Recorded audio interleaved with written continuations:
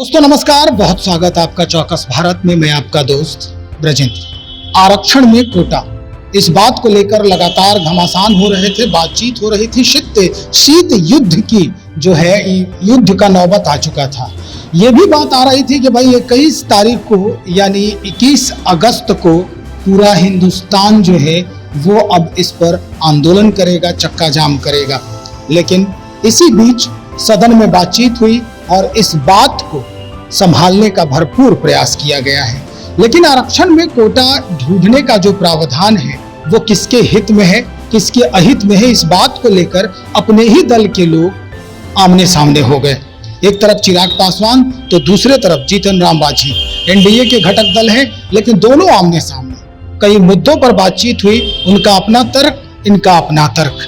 इस बात को लेकर क्योंकि अब ये मामला जो है थोड़ी सी धीमी पड़ी है, क्योंकि सदन में इस पर कार्रवाई हुई है, बातचीत हुई है। हम जानने का प्रयास कर रहे हैं कि क्या वाकई में ये जो बिल पारित होने वाला था या जो जजमेंट आए थे ये दलितों के हित में था।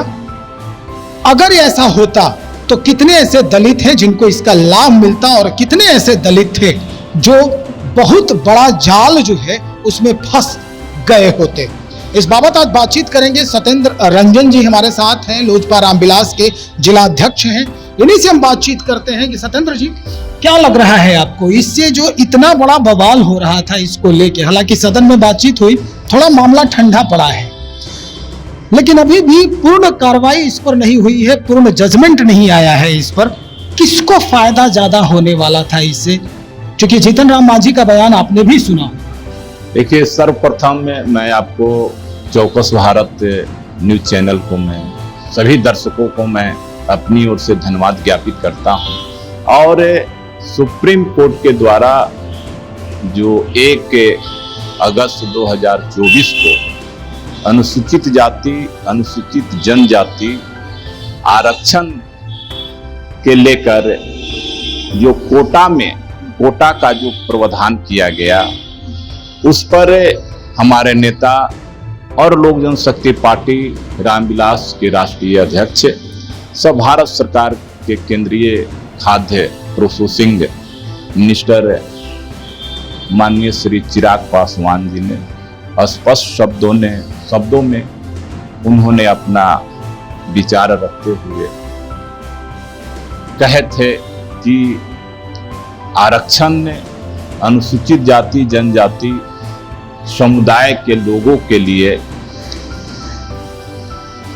गरीबी उन्मूलन कार्यक्रम नहीं है।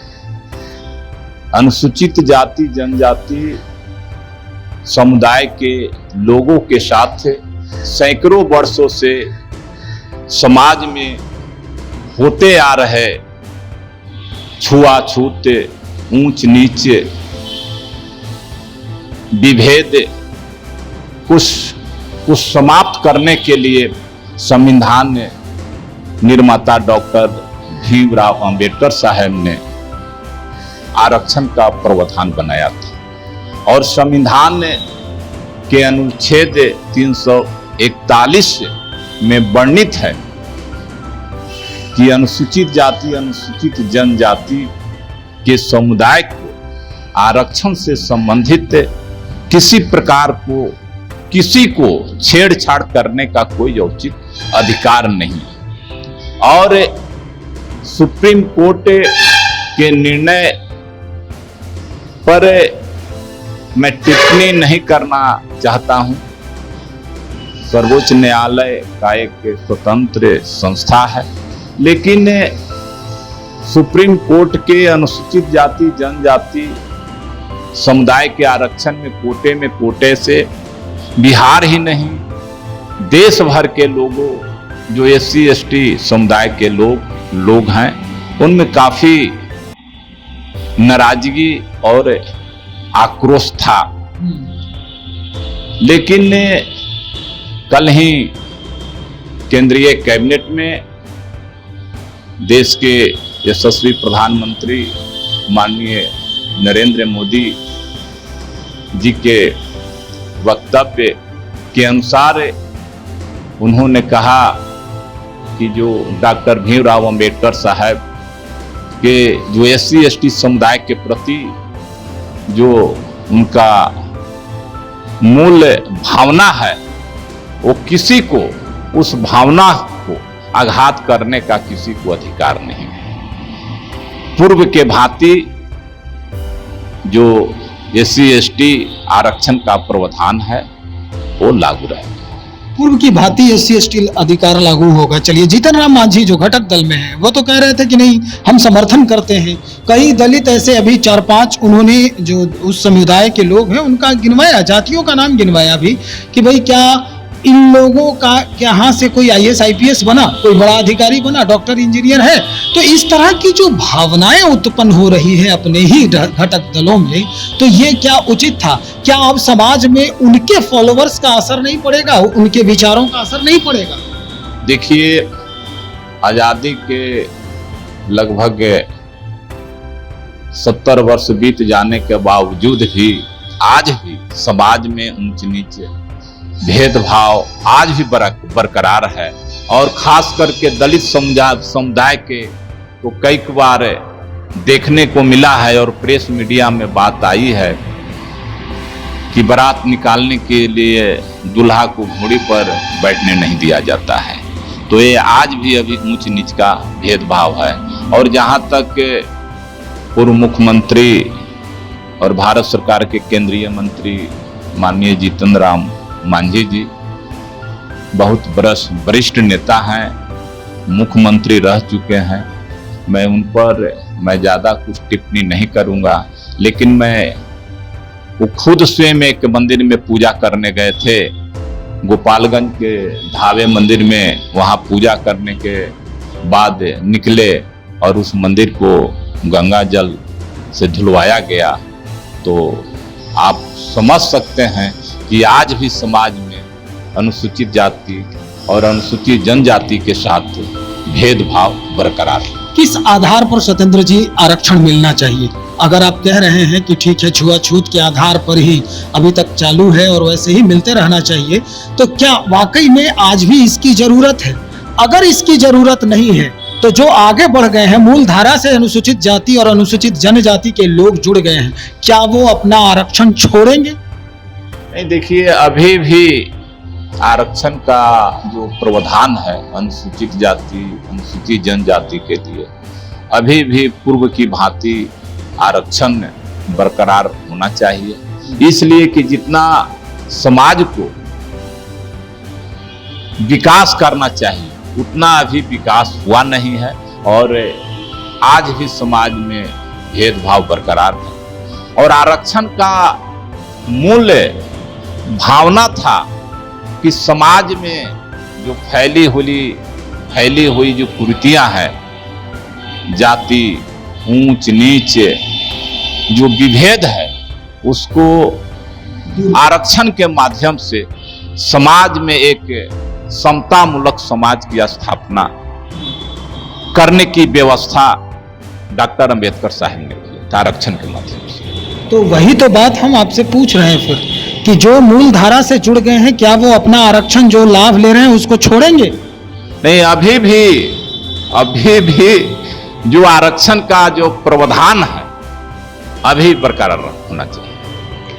आपके पार्टी के जो वरीय नेता हैं चिराग पासवान जी, जो कहें हेड ऑफ दिस पार्टी हैं, उनके बारे में उन्हीं के जो साले साहब हैं, मतलब बहनोई साहब हैं, साधु पासवान जी, वो तो कह रहे हैं कि चिराग जी पहले अपना आरक्षण तो छोड़ें। अगर इस बात को ये कर रहे हैं, मूल धारा कहते हैं कि भाई जो आगे बढ़ चुके हैं उनको छोड़ देना चाहिए आरक्षण, तो कह रहे हैं कि सबसे पहले तो ये अपना आरक्षण छोड़ें।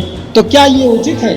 देखिए, सबसे पहले ये सब तो बात है ही नहीं है। और सबसे बड़ी चीज है कि साधु जी क्या बोलते हैं, उनको ज्यादा नोटिस लेने की जरूरत नहीं। अरे भाई, काहे नहीं नोटिस लीजिएगा? आपके परिवार में है, नोटिस परिवार में है। मैं तो उनको मान लीजिए कि सीनियर है, लेकिन फिर भी मैं इतना जरूर कहूँगा कि जो डॉक्टर भीमराव अंबेडकर साहब ने SC/ST समुदाय के लोगों को आरक्षण का जो प्रावधान किए हैं, वो प्रावधान के अनुसार साधु जी भी रहें और उसी प्रावधान में देश के जितने भी SC/ST समुदाय के लोग हैं वही में सबका भला है। चलिए आखिर में हमारा एक सवाल और है, इस पूरे प्रक्रिया का जो भी बातचीत हुई अभी, प्रावधान जो आ रहे हैं जिस पर रोक भी लगी या लगेगी या फिर नए से जजमेंट आएगा इसका नए सिरे से, इसका असर विधानसभा चुनाव पर, क्षेत्रीय चुनावों पर पड़ने वाला भी है क्या? क्योंकि जिस तरह से मांझी जी ने इस बात का समर्थन किया है और आप लोग ठीक उसके अपोजिट में एक ही घर में रहते हुए आप उनका विरोध करते रहे, इसका असर पड़ेगा विधानसभा चुनाव के ऊपर?